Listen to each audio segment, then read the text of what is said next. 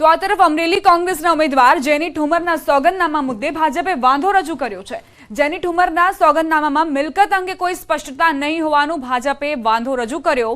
કોંગ્રેસના ઉમેદવારના પ્રતિનિધિએ થોડો સમય માંગ્યો છે। કોંગ્રેસ ઉમેદવાર જેની ઠુમર સામે ભાજપ નેતા રવુ ખુમાણે વાંધો રજૂ કર્યો। ભાજપ અને કોંગ્રેસની લીગલ ટીમ અમરેલી કલેક્ટર કચેરીમાં પહોંચી તેમજ કોંગ્રેસના પૂર્વ ધારાસભ્ય વીરજી ઠુમ્મર પણ કલેક્ટર કચેરીએ પહોંચ્યા હતા। 1 કલાકની દલીલો બાદ પણ સોગંદનામાનું કોકડું યથાવત છે। ત્યારે આવતીકાલે 10 વાગે ફરી ચૂંટણી અધિકારી સુનાવણી કરશે। ભારતીય જનતા પાર્ટી હાર ભાળી ગઈ છે। હાર ભાળી ગયેલી જનતા પાર્ટી ગુજરાતમાં ઠેર ઠેર કોંગ્રેસ પક્ષના ઉમેદવારો સામે વિરોધ દર્શાવી રહ્યા છે। એ જ દર્શાવે છે કે એની નીચેથી જમીન ખસકી ગઈ છે। જેની બેન આજે મહુવાના પ્રવાસમાં છે। સવારે મેં પોતે મુદત માગી લેખિતમાં કે એમને આવતીકાલ સુધીની મુદત આપવામાં આવે, એમને મુદત ન આપી અને આજ પાછી ભારતીય જનતા પાર્ટીએ અમે જવાબ રજૂ કર્યા પછી કે હાઈકોર્ટમાંથી વકીલ બોલાવવા છે એટલે મને મુદત આપી, એટલે કલેક્ટરે 10 વાગ્યા સુધીની મુદત આપી છે। જેનીબેન ઠુમરે જે એના સોગંદનામામાં મિલકત ઓછી બતાવી છે કે જે એના હસબન્ડના નામે એક લોન છે એ નથી બતાવી, થોડીક જમીન છે એ નથી બતાવી, અહીંની અમરેલીની દુકાન છે એ નથી બતાવી, એટલે અમારી લીગલ સેલની ટીમ સાથે અમે વાંધા રજૂ કર્યા હતા અને આ સિવાયની ઘણી જે મિલકત જે છે એ એણે સોગંદનામામાં છુપાવી છે। એના અમે લેખિતમાં કલેક્ટર સાહેબને ઓબ્ઝર્વરને વાંધા રજૂ કર્યા હતા। એટલે આજરોજ ઉમેદવારી ફોર્મની ચકાસણી સવારે 11 વાગે એની કાર્યવાહી ચાલુ કરવામાં આવી। ઇન્ડિયન નેશનલ કોંગ્રેસના મુખ્ય ઉમેદવાર જેનીબેન ઠુમ્મરના નોમિનેશન વિરુદ્ધ હરીફ ઉમેદવાર તરફથી વાંધાઓ રજૂ કરવામાં આવ્યા હતા, જેથી 4 વાગ્યાની મુદત આપવામાં આવી, જેના જવાબ સામે ફાઇનલ દલીલ માટે આવતીકાલ સવારે 10 વાગ્યાની મુદત આપવામાં આવી છે। રાજકોટ ભારતીય જનતા પાર્ટી દ્વારા મુખ્ય ચૂંટણી અધિકારીને લેખિતમાં રજૂઆત કરવામાં આવી છે। પરેશ ધાનાણી સામે આચારસંહિતા ભંગ પ્રમાણે તેમજ આઈપીસી મુજબ ફરિયાદ દાખલ કરવા લેખિતમાં રજૂઆત કરવામાં આવી। કોંગ્રેસના ઉમેદવાર પરેશ ધાનાણી દ્વારા વાંકાનેરમાં દરગાહની મુલાકાત લેવામાં આવી હતી। દરગાહ ઉપર ફૂલ તેમજ ચાદર ચડાવી હતી। કોંગ્રેસ પક્ષના સત્તાવાર ઉમેદવાર હોવા છતાં ધાર્મિક સ્થળોનો ચૂંટણી પ્રચારમાં ઉપયોગ કર્યો છે। દરગાહમાં દર્શન કરતા સમયે કોંગ્રેસ પક્ષના ચૂંટણી ચિહ્ન પંજાના નિશાનવાળા ખેસ પોતાના ગળામાં ધારણ કરેલો હતો। પરેશ ધાનાણી દ્વારા આચારસંહિતા તેમજ રિપ્રેઝન્ટેશન ઓફ પીપલ્સ એક્ટની જોગવાઈ તેમજ આઈપીસીની જોગવાઈનો ભંગ કરેલ છે, જેથી તેમના વિરુદ્ધ ફરિયાદ દાખલ કરવાનો ચૂંટણી ફોર્મ રદ કરવા સુધીના પગલાં લેવા ભાજપે લેખિતમાં રજૂઆત કરી।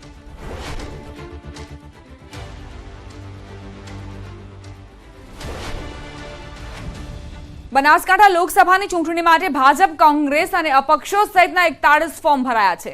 જોકે આજે પાલનપુર કલેક્ટર કચેરી ઉમેદવારોના ફોર્મની ચકાસણી શરૂ કરતા કોંગ્રેસના ઉમેદવાર ગેનીબેન ઠાકોર પહોંચ્યા હતા, જ્યાં તેમણે ચૂંટણી અધિકારી અને ભાજપ ઉપર આકરા પ્રહાર કરતા કહ્યું હતું કે ચૂંટણી પંચ અને ચૂંટણી અધિકારીનો આભાર માનવો જોઈએ કે તેમને 3 વકીલો રાખીને બિનજરૂરી વાંધાઓ આપ્યા, જે એમની માનસિકતા બતાવે છે। 3 વકીલો રાખીને તેમને સામેના ઉમેદવારનું ફોર્મ રદ કરાય તેવા પ્રયાસો કર્યા। તે ભાજપની માનસિકતા છે, જેમને જનાદેશ ગુમાવી દીધો છે। મારા સોગંદનામાની અંદર મિલકતના ભાવમાં વાંધા કાઢ્યા, જેમાં મારી 2007 થી 2024ની મિલકતનું એફિડેવિટ સરખું જ છે। ક્યાંક મિલકત માટે ના આપ્યા, ક્યાંક પગાર માટે ના આપ્યા, ક્યાંક અલગ અલગ, એટલે એ માનસિકતા બતાવે છે। જ્યારે 3 વકીલોને હાજર રાખીને સામેના ઉમેદવાર માટે ફોર્મ રદ કરવા માટેના પ્રયત્ન કરવાના ભારતીય જનતા પાર્ટીની માનસિકતા હોય તો એમણે જનાદેશ ગુમાવી દીધો છે। એમને બનાસકાંઠાના 20 લાખ મતદારો ઉપર ભરોસો નથી, એટલા માટે કરીને આટલા એમને વહીવટી તંત્રને દબાવવા માટેના પ્રયત્નો કરવા પડે છે। વાત રહી એફિડેવિટની, તો હું માનું ત્યાં સુધી મારી વ્યક્તિગત રીતે લગભગ 2007થી કરીને 24 સુધી જે કંઈ મારી મિલકત જમીન હોય કે મકાન હોય કે જે હોય તે એ એફિડેવિટ બધા સેમ જ છે। ઇલેક્શન કમિશન એનું કામ કરી જ રહ્યું છે અને એના આધારે જ આજે પણ દરેકના ફોર્મ એમનું પોતાનું ફોર્મ ગેનીબેનનું મંજૂર થઈ ગયું છે, એમાં કોઈ પ્રશ્ન જ નથી। માત્ર પ્રજાની અંદર એ વાત છે કે જે તમે 2017માં જે મિલકત ધરાવો છો એ 2024માં વેલ્યુશન ડાઉન કરીને બતાવો છો, એફિડેવિટ ખોટા કરો છો, એ સુધારા બાબતની ચર્ચા કરતા હોય છે। અને સ્વાભાવિક છે કે જ્યારે કોઈ 2024ના અને 2017ના 2022ના એફિડેવિટોની અંદર ભિન્નતા આવતી હોય તો સ્વાભાવિક છે, વાત થતી હોય. આગળ વધીએ હવે અમરેલી ચૂંટણીની મોસમમાં નેતાઓને લાગ્યો છે ભક્તિનો રંગ. રાજુલા તાલુકાના કુવાયા ગામમાં ભાગવત સપ્તાહમાં પહોંચ્યા ભાજપના નેતાઓ. કુવાયા ગામના લાખણોત્રા પરિવાર દ્વારા સપ્તાહનું આયોજન કરવામાં આવ્યું, જેમાં ભાજપના ઉમેદવાર ભરત સુતરિયા, ધારાસભ્ય હીરા સોલંકી સહિત નેતાઓએ કથાનું રસપાન કર્યું. ધારાસભ્ય હીરા સોલંકી અહીં સપ્તાહમાં સ્થાનિક લોકો સાથે રાસ રમતા પણ જોવા મળ્યા. ચૂંટણી વચ્ચે ધાર્મિક માહોલ વચ્ચે ધારાસભ્ય હીરા સોલંકી રાસ રમ્યા તો ભરત સુતરિયા ભક્તિમાં લીન થતા દેખાયા. ભરત સુતરિયાએ કથાકાર જિગ્નેશ દાદાના આશીર્વાદ પણ લીધા.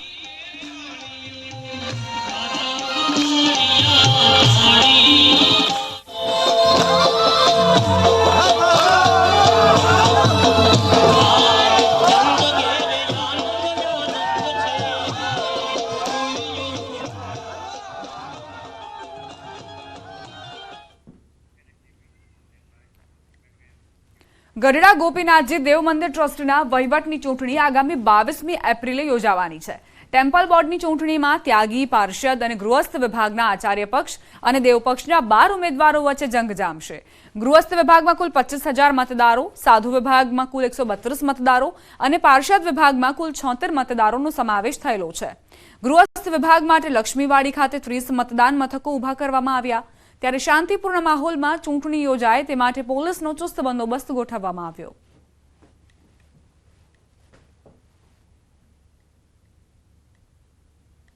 જે ચૂંટણીમાં યોજાવાની છે ચૂંટણીમાં સાધુ, પાર્ષદ અને ગૃહ વિભાગના કુલ 12 ઉમેદવારો છે અને ગૃહ વિભાગમાં 25,000 જેટલા મતદારો છે.